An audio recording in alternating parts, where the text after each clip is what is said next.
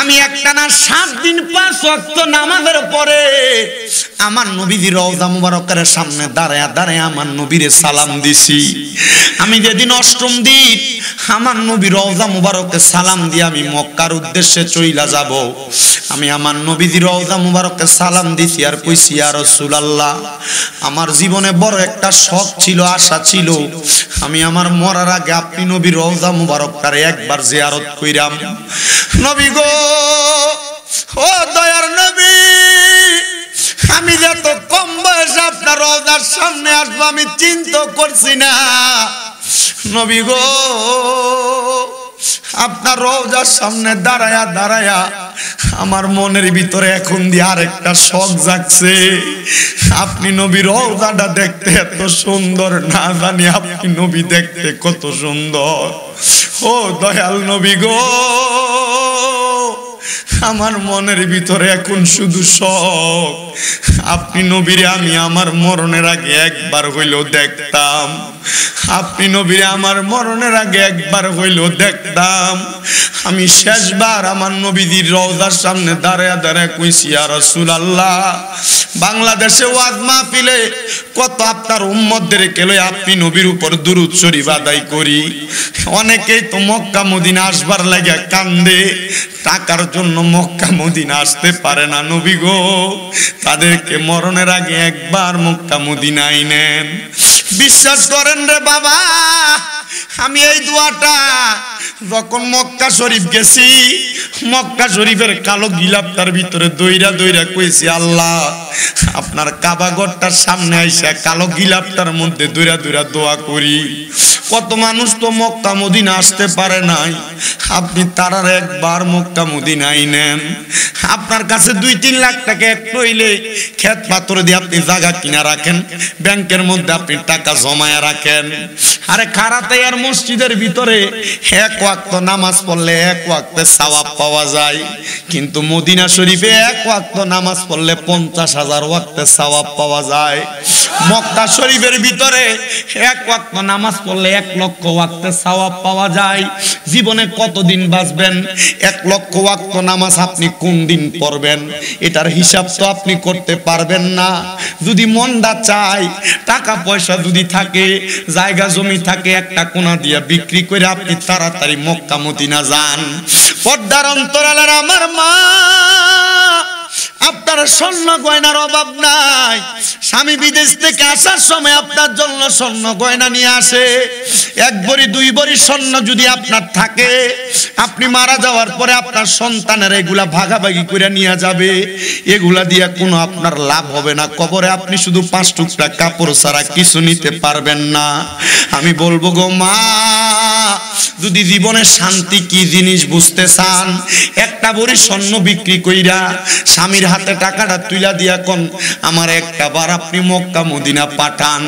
আল্লাহর কসম, ওই মক্কা মদিনা গেলে বাংলাদেশের কথা মনে থাকবে না। যদি বাংলাদেশ থেকে কেউ মোবাইল না করে, আপনি বাংলাদেশের কথা আপনার মনেও আসবে না। আমি যেদিন মক্কা শরীফ থেকে বাংলাদেশের উদ্দেশ্যে চলে আসবো, আমার মাথায় শুধু চিন্তা, 1 লক্ষ ওয়াক্ত নামাজ তো আমি আমার জীবনে পড়া শেষ করতাম পারতাম না। এশারের নামাজের ওয়াক্ত আমার ফ্লাইট হবে রাত্র 1টায়। আমি আমার ড্রাইভার ভাইরে কইলাম, চাঁদপুরের রামগঞ্জে বাড়ি আমার ভাই মোহাম্মদ সাইফুল ভাই, আমি কইলাম ভাই একটু দাঁড়াইবেন, আজানটা হয়ে গেছে, এখন তো জামাতটা হয়ে যাবে, আমার 60টা রাকাত নামাজ পড়তে দেন। এই 60টা রাকাত নামাজ যদি আমি পড়ি 1 লক্ষ ওয়াক্ত নামাজ পড়ার সওয়াব পায়া যামু। কয় হুজুর ফ্লাইটে দেরি হয়ে যাবে। আমি কই না না না, দেরি হবে না, আমার বিশ্বাস আমি 1টা ওয়াক্ত নামাজ পড়া যদিও যাইতে পারি, যদি আমার ফ্লাইটও ছুটে, আমি প্রয়োজনে আর কয়টা দিন এখানে কাটাইতে পারবো। কিন্তু মুসলমান, টাকা দিয়া কি করবা? মরার পরে তো টাকা কবরে নিবা না। সম্পদ দিয়া কি করবা? সন্তানরে দিয়া যাইবা, সন্তান সন্ততি নিজের মতো করে আরামায়েশ করবে। যদি তোমার কাছে টাকা পয়সা থাকে, ওই টাকা দিয়ে একটাবার মক্কা মদিনা যাওয়ার নিয়তটা করো। আরেকটা কথা বলি রে যুবক ভাই, কক্সবাজার ট্যুর দেওয়ার জন্য 10-15 হাজার টাকা বাজেট করো। তোমার আমল নামার ভিতরে সেখানে যাওয়ার কারণে গুনার চাইতে সওয়াব বেশি হবে না। তবে একটা কথা বলি, এখন থেকে মনে মনে নিয়ত করো, ব্যাংকের মধ্যে 1500 টাকা কইরা কইরা তুমি জমাইবা, আর আল্লাহর কাছে নিয়ত করবা, আল্লাহ জীবনে যতদিন বাইচা থাকি মরার আগে এই টাকাগুলা পুরায়া আমি একবার মক্কা মদিনা যাইতাম। জানেননি বাবা, আমার নবী কয় নিয়াতুল মুমিনিন খায়রুম মিন আমালি, মুমিনের নিয়ত তার আমলের চাইতে উত্তম। নিয়ত করবেন, মক্কা মদিনা যাইতে পারেন আর না পারেন, যদি না যায়ও মারা যান, আমল নামার মধ্যে মক্কা মদিনা যাওয়ার সওয়াব হয়ে যাবে।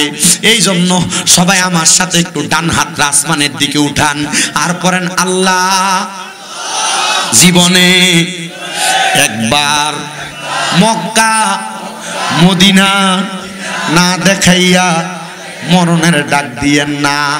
আল্লাহ যেন কবুল করে, জোরে কোন আমিন। তাহলে বলেন, যেই মক্কা মদিনায় এত বরকত, আমরা সবাই ওই মক্কা মদিনা যাইতে চাই কি চাই না?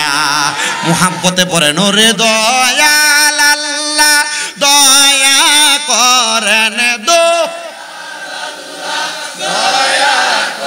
রেনে নসিবি করেন মদিনা, লা ইলাহা ইল্লাল্লাহ লা ইলাহা ইল্লাল্লাহ লা ইলাহা